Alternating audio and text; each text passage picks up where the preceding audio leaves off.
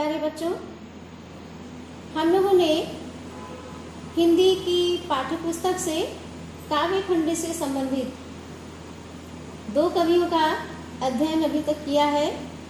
इसके उपरांत जो अगले कवि हैं आपके पाठ्यक्रम में है गोस्वामी तुलसीदास। गोस्वामी तुलसीदास जी के नाम से आप लोग सब लोग परिचित हैं और उनकी रामचरितमानस रचना के विषय में भी आप लोग जानते हैं।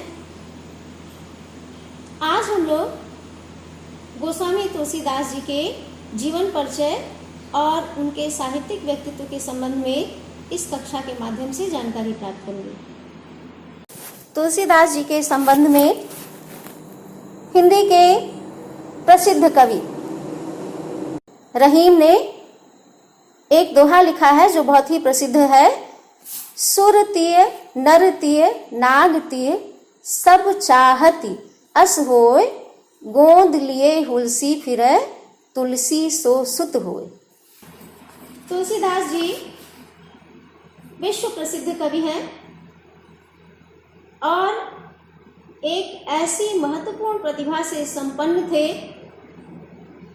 जो कई युगों के उपरांत जन्म लेती। एक बहुत बड़े दृष्टा, भविष्य सृष्टा और विश्व स्तर के कवि थे जो आज भी विश्व स्तर पर अद्वितीय माने जाते हैं। तुलसीदास जी के जीवन के संबंध में कोई प्रामाणिक जानकारी प्राप्त नहीं होती, किंतु फिर भी अंतः साक्ष्य का मतलब जो कुछ उन्होंने अपनी रचनाओं में अपने संबंध में लिखा है यत्र तत्र, और वही साक्ष्य यानी विद्वानों के माध्यम से जो बातें सामने आती हैं उसके आधार पर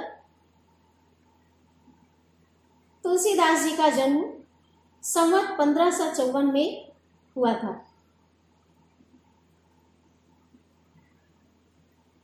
ऐसा अभिमत बेनी माधव दास जी के द्वारा रचा गया एक ग्रंथ है जिसका नाम है मूल गोसाई चरित, और साथ ही साथ महात्मा रघुवर दास जी के द्वारा रचित एक ग्रंथ है जिसका नाम है तुलसी चरित। तो इन दोनों ही महत्वपूर्ण प्रामाणिक ग्रंथों के आधार पे ऐसा माना जाता है कि इनका जन्म संवत 1554 विक्रमी संवत में चित्रकूट के राजापुर गांव में हुआ था।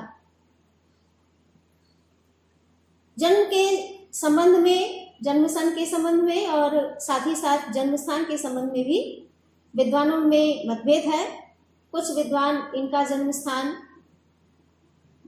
बांदा जिले के राजापुर गांव में मानते हैं और कुछ एटा के सोरो क्षेत्र में मानते हैं। कुछ विद्वान गोंडा के राजापुर गांव में भी इनका जन्म स्थान मानते हैं, किंतु फिर भी सबसे अधिक प्रामाणिक मत चित्रकूट के राजापुर गांव में माना जाता है। इनके जन्म के संबंध में एक दोहा प्रसिद्ध है। 1554 बिसे कालिंदी के तीर, श्रावण शुक्ला सप्तमी तुलसी धरोशली। इनके जन्म के संबंध में तमाम कथाएं प्रसिद्ध हैं। कुछ लोगों का ये कहना है कि जब इनका जन्म हुआ तो 5 वर्ष के बालक के समान दिखते थे, मुख में सारे दांत मौजूद थे और जन्म के समय जन्म लेते ही इनके मुख से राम का शब्द निकला, इसलिए इनको राम बोला भी कहा जाता था। माता पिता के द्वारा इनका परित्याग कर दिया गया क्योंकि इनके जन्म के समय ही इनकी माता जी की मृत्यु हो गई थी। इनके पिता आत्माराम जी ने इनका परित्याग कर दिया। एक दासी ने इनका पालन पोषण किया और बाद में इनको ज्ञान और भक्ति की शिक्षा उस समय के अत्यंत प्रसिद्ध संत नरहर दास जी से मिली। जैसा कि तुलसीदास जी ने इंगित भी किया है अपनी रचना में, मैं बंदा गुरुपद कंज कृपा सिंधु नररूप हरि। इस प्रकार की पंक्तियां हैं और भी पंक्तियां आती हैं रामचरितमानस में कि मैं पुण्य निज गुरु सन सुनी कथा सुसूकर खेत।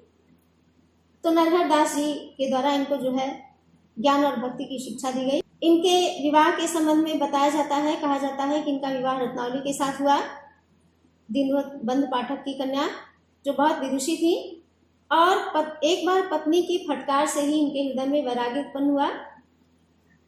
कहा जाता है कि बरसात की रात थी, जिसमें यह अपनी पत्नी को लेने के लिए अपनी ससुराल जा पहुंचे, जिस कारण उन्होंने यह दोहा तुलसीदास जी के सामने पढ़ा, अस्थि चरणमय देह मम तामे ऐसी प्रीत तैसी जो श्री राम मह होत न तव भी। इसी दोहे के सुनने के उपरांत तुलसी जी के हृदय में वैराग्य की भावना जागृत हुई और उन्होंने घर छोड़ दिया। गोस्वामी तुलसीदास जी की मृत्यु के संबंध में यह दोहा अति प्रसिद्ध है। संवत 1680 गंग के तीर, श्रावण कृष्णा तीज शनि, तुलसी तजो शरीर। तो इस प्रकार से संवत 1680 में इनकी मृत्यु मानी जाती है। इनके जीवन के संबंध में कोई प्रामाणिक जानकारी उपलब्ध न होने के कारण अंतः साक्ष्य और बहि साक्ष्य के आधार पर जो कुछ बातें थी वो आपको बताई गई हैं। इनके साहित्यिक व्यक्तित्व के संबंध में चर्चा करते हैं। इन्होंने अपने समय में प्रचलित साहित्य की प्रत्येक शैली को अपनाया, और यही नहीं, 2 भाषाएं तुलसीदास जी के समय में प्रचलित थी काव्य के क्षेत्र में, साहित्य के क्षेत्र में, अवधी भाषा और ब्रज भाषा। और तुलसीदास जी ने अवधी और ब्रज दोनों ही भाषाओं का अपने साहित्यिक रचनाओं में प्रयोग किया। रामचरितमानस की रचना इन्होंने अवधी भाषा में की, जबकि इनका जो दूसरा सर्वाधिक प्रसिद्ध ग्रंथ है विनय पत्रिका, उसकी रचना इन्होंने ब्रज भाषा में की। इनकी प्रसिद्ध रचनाओं के नाम हैं रामचरितमानस, विनय पत्रिका, कवितावली, दोहावली, रामलला नहछू, कृष्ण गीतावली, जानकी मंगल, पार्वती मंगल, बरवय रामायण आदि इनके द्वारा रची गई महत्वपूर्ण रचनाएं हैं, जिसमें से रामचरितमानस महाकाव्य सर्वश्रेष्ठ महाकाव्य है। आज भी हिंदी साहित्य के सर्वश्रेष्ठ महाकाव्य में इसकी गणना होती है। अपने समय तक प्रचलित जितने भी शैलियाँ थी वो सब तुलसी ने पूरी सफलता के साथ अपने काव्य में अपनाई हैं। दोहा, चौपाई, कवित्व, सवैया, पद आदि सभी काव्य शैलियों में पूर्ण सफलता के साथ काव्य रचना की है। भाषा में भी दोनों ही भाषाओं पर इनका समान अधिकार था।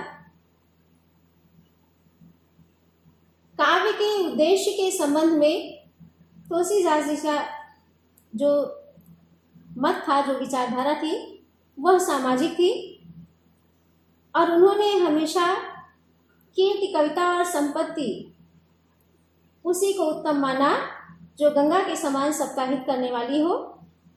इनकी पंक्ति है, कीरति भनिति भूति भल सोई, सुरसर सम सब कर हुई। तुलसीदास जी समन्वयवादी कवि थे।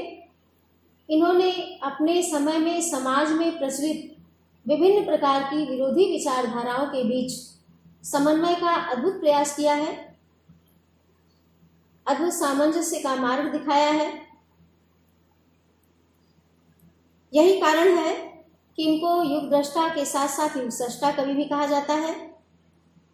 और सबने हिंदी साहित्य के जितने भी श्रेष्ठ समीक्षक हुए हैं, विद्वान हुए हैं, उन सब ने तुलसीदास जी के इस समन्वयवादी विराट स्वरूप को बड़े ही महत्व के साथ स्वीकारोक्ति दी है। ऐसे विद्वानों में आचार्य पंडित रामचंद्र शुक्ल, आचार्य हजारी प्रसाद द्विवेदी, अन्य भी बहुत से मूर्धन्य विद्वान हैं जिन्होंने तुलसीदास जी को युग दृष्टा और युग सृष्टा कवि के रूप में स्वीकार किया है। और वास्तव में तुलसीदास जी समन्वय की विराट चेष्टा से युक्त थे। अपने समय में जितनी भी विरोधी विचारधाराएं थीं, सबके बीच इन्होंने समन्वय का अद्भुत प्रयास स्थापित किया, और अपने रामचरितमानस महाकाव्य के माध्यम से इन्होंने पूरे विश्व के मनुष्यों के सामने जीवन का एक अद्भुत और अनूठा आदर्श प्रस्तुत किया है, जो अपने आप में अद्वितीय है।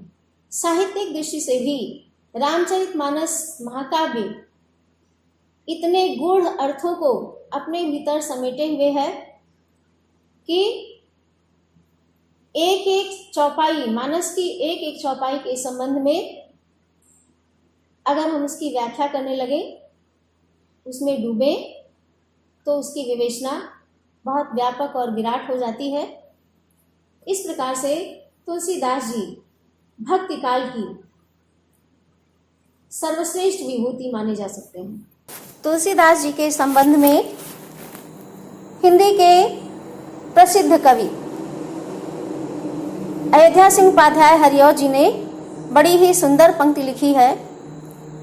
कविता करके तुलसी न लसे, कविता लसी पा तुलसी की कला।